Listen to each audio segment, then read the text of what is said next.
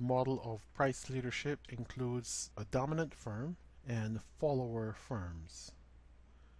The first graph shows you the supply of the followers and the demand by all of the customers in that market. We will now attempt to derive the leaders or the dominant firm's demand curve as the difference between the industry demand and the followers' supply. The dominant firm will ask the question, how much can the followers supply relative to what is being demanded? At the price we call Pmax, the followers can supply everything that is being demanded.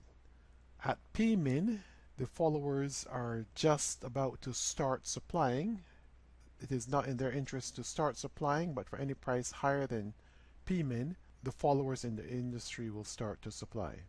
We have, therefore, the raw material to derive the leader's demand. The leader will supply the entire market at Pmin, and the leader will supply 0 at Pmax.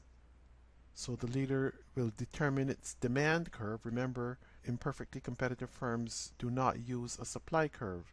They supply based on marginal revenue equal marginal cost, a profit maximizing condition.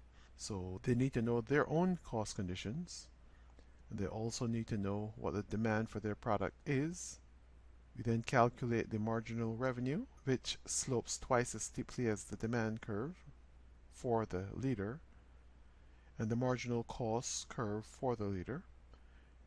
And the intersection of the marginal costs for the leader and the marginal revenue from the leader will give us the quantity that the leader will supply. We project up to the demand curve for the leader, and we get the price that the leader will set. We follow the follower's supply curve up to that price for the leader's production. So the leader is maximizing profit, and the others are satisficing, accepting that price and doing the best they can. It is as if they were in a perfectly competitive industry and the demand curve were horizontal for each firm, or the price was given, and therefore the marginal revenue to each of these firms is equivalent to the price, and the marginal cost is their supply curve. So they will supply based on the intersection of their supply curve and the price that they are given by the leader in this case. So again, we have the leader's demand curve as a derived demand curve. Notice that there's a kink in the leader's demand curve. This turns out not to be consequential. What it says is there's a lower price, or there's a lowest possible price at which the followers will supply.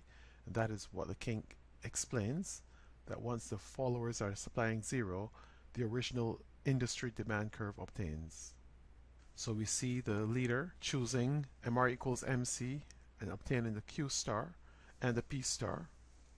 And now we follow the follower's supply curve up to the price P star L, and that tells us the quantity that the followers are willing to supply.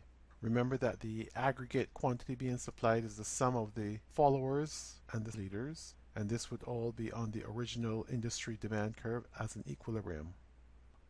Let us attempt to solve a problem to obtain the profit maximizing quantity and price that the leader will supply, and then ex post we will calculate the quantity that the followers will supply so that we can get back to the total industry demand. We start by deriving the leader's demand curve, which is the industry demand curve minus the quantity that will be supplied by the followers. The industry demand curve is given by QD industry equals 248 minus 2P. And the follower's supply is given by QF equals 48 plus 3P. When we subtract the follower's supply from the industry demand, we get QL equals 248 minus 48 is 200.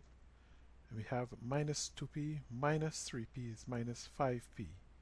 So we have QL equals 200 minus 5P.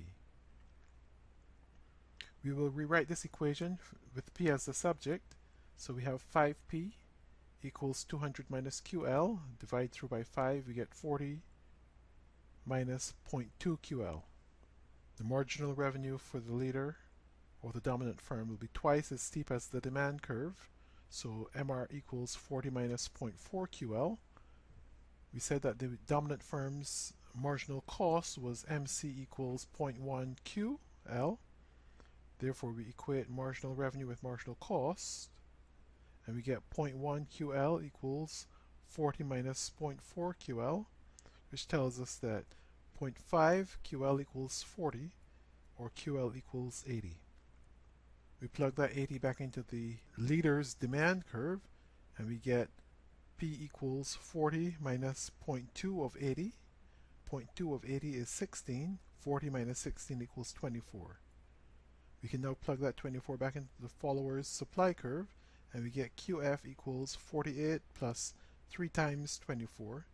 3 times 24 is 72. And 72 and 48 give us a total of 120. So the leader is supplying 80.